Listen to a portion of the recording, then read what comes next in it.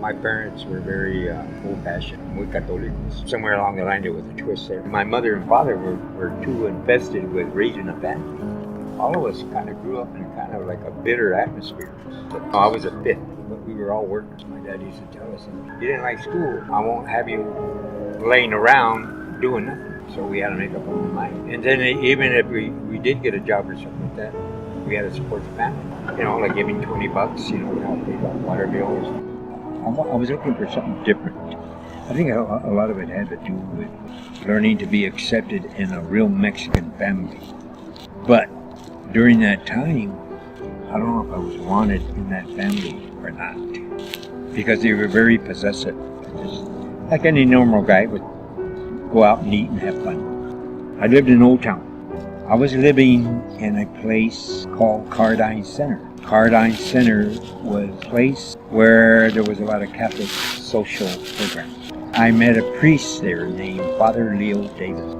And I met Father Leo Davis when I was 16 years old. I left home at 16. And as I was working at the time when I met him, I was working as a gardener. And Father Leo Davis was walking in the premises there around that area. And he asked me, he says, how would I like to be invited to a Christian movement called Young Christian Workers. Father Leo Davis helped me identify me leaving home. I didn't have a very good relationship with my dad, being that he was disciplined. He was a disciplined ex-Marine, what he was.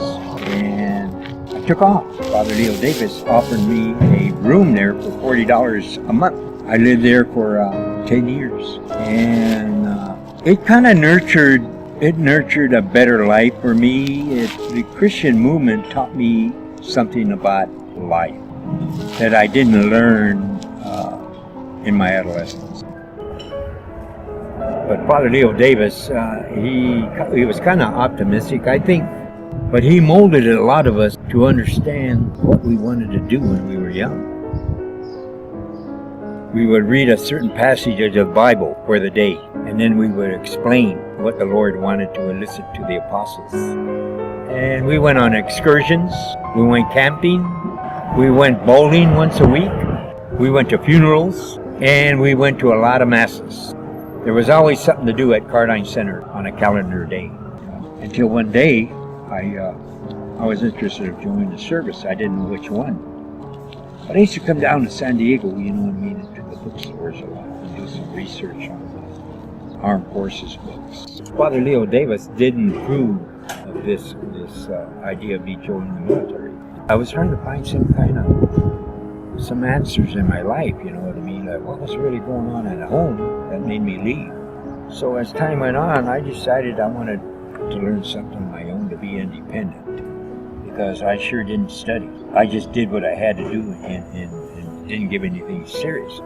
I signed up for the draft in '63, and they accepted me.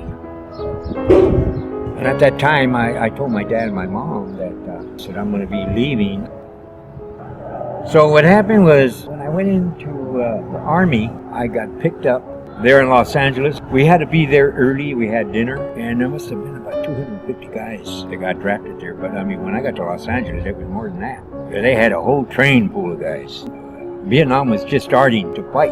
I got to boot camp maybe it was about Fort Ord, California, about 4 o'clock in the morning. We just embarked the train, and the first thing they did was shave our head. And it was all regimen after that. You know, there was certain things to do. There was a program that we had to follow, a cycle that we had to follow. They drilled us. It was 14 weeks, I think. It's about 3 months of training. It was one of the best experiences I ever had, best shape of my life. I was one of the oldest, I think. I went in at 23 years old.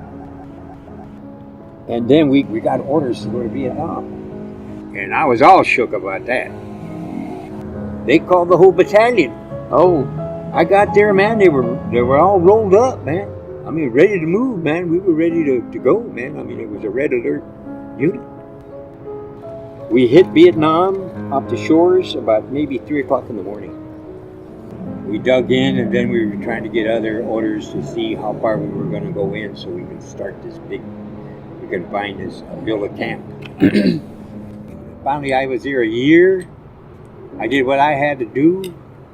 I was there almost 1 year before I was called to roll up and go home. I had to be out of Vietnam before my discharge date, April 18th, 1966.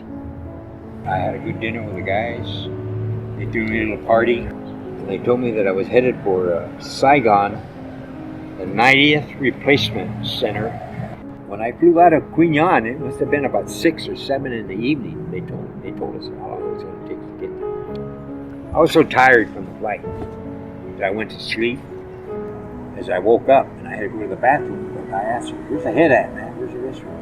So when I asked one guy, he said, "Way up on the hill." And it was already maybe about 10 or 11.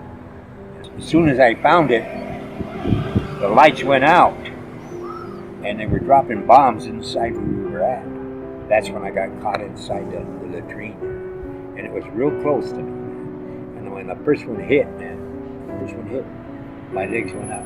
My arms went out like this. I hit the ground. A lot of shrapnel came inside. And I opened the door with a lot of anxiety, man, to save my butt. This guy started screaming, man, and I threw a punch at him and I threw him in a ditch. He lost it. And these things were dropping all around. You could hear guys screaming and this and that. And I had my ass sticking up, pushing this guy into the ditch. And that's when I got it again. Pieces of shrapnel, pieces of metal were hitting me, without me noticing it. But anyway, it happened, you know what I mean? And when I got down in there, man, and I look at all these guys covering their head up, man, I had to jump right on them. I did jump on them, man. They were just dropping all over. Finally, it lasted about 10 minutes. And you could hear whistles, man, and everything else, man. Guys were panicking all over, you know what I mean? And you get your butts out of that ditch and go start loading up the wounded. The guy was checking me out, man. Some sergeant says, "You've been hit, man." He says, "Look at your dungarees, you're all pitted and everything." So they checked me out and says, "You got to go with the wounded, man, to the hospital." So we got on the bus. Somebody had to open the gate, and somebody left the bus light on, and a machine gun fire started shooting the windows on top. We put all the wounded on the bottom of the floor of the bus. So we had to get those guys out of there and go to the hospital. Meantime, they opened the gate and we're going down in Saigon. All these people are just running all over, panic, man. Buildings were burnt and everything. It's one of the biggest bombardments they hit. They just didn't hit where I was at. They just didn't hit the 90th Replacement. They hit the city and they hit the airfield. There was a few guys who got messed up pretty bad. When I got to the hospital, that lady made a big mistake after I found out. She asked me a stupid question. What part of the war did I take part in? I says, "What kind of a stupid ass question is that?"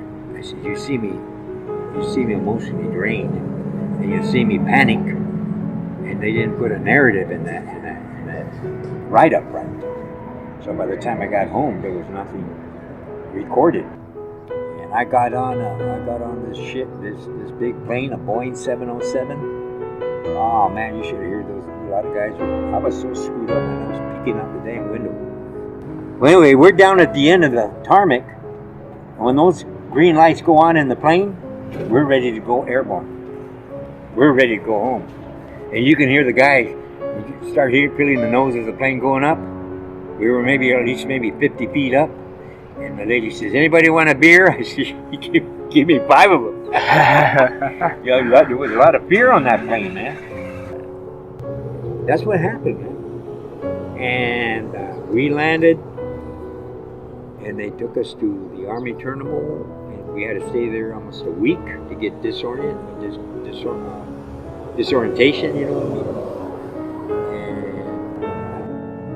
And when I got hit, they sent a telegram to my mom that I was dead on arrival.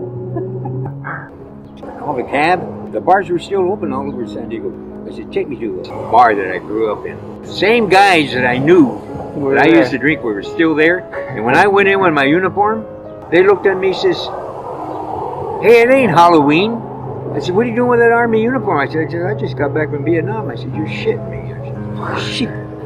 They had about bottles of beer. I didn't get home till 4:30 in the morning. I was drunk, man. You know? My dad came to the door. Bila, it's Gilbert. My dad, is this a miracle or what? My mother said, oh, my mother passed out, man. I knew there was something emotionally wrong that wasn't right. That happened within a week. I got out of Vietnam. And the next day, my sergeant called. She said, Gilbert, are you okay? And I didn't say anything that I knew after the fact there was something wrong. I wasn't myself. I was like what you call really psychologically disoriented with thinking. Till after years, he found out that the post-traumatic stress was affecting a lot of guys, so they had to prove it. After I found out there was something wrong, when I looked at I went and got a job within 60 days, and I was engaged. Still, that emotional effect, to be able to comprehend what they were teaching me to be a tool expediter.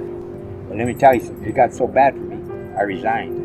And I was married. I worked there 3 years. I was married, and then one day I started isolating, man. You know, I said, I went and got my DD-214, and I looked down there, man, and I says, you know what? How come they didn't put this medal on my paperwork?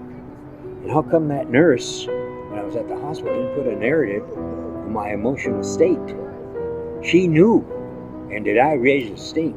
I quit my job and I flew back to Washington, D.C. I did. My wife thought I was nuts when I quit my job. I told her, I says, honey, I quit my job. She says, you did what? I think that's what really twisted my marriage. I thought I was insane when I did that. Things wasn't working after so many years. We got a divorce. God forgive me for that. But I didn't want to hurt the family. When I filed for an interview with the Army Board of Corrections, they turned me down. I was pretty upset about that. Yeah. Because I didn't have an income or anything. I got very isolated the way the government handled the Vietnam situation. 3 years, when you're 20 years old, how are your parents? Evidently, your mom and your dad are the key players in your life when you find meaning. They got to straighten this thing out because you don't know anything.